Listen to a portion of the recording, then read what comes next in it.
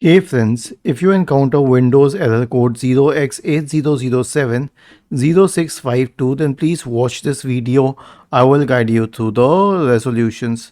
Now, if you check this resolution which has been approved by countless users, it is to delete the contents of the software distribution and cat root 2 folders. But I'll tell you what, the software distribution folder is sufficient for deletion, but if you want to add the cat root 2 folder, we can do that as well.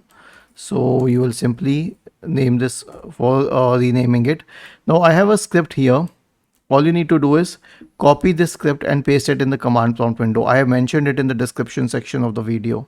Search for command prompt in the Windows search bar and click on run as administrator.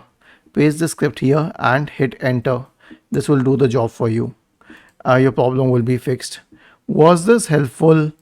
If not, then yeah, you can try one more solution.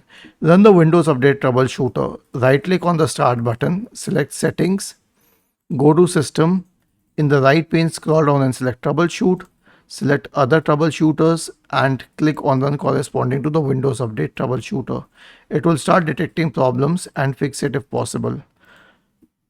Thank you for watching this video. Have a nice day.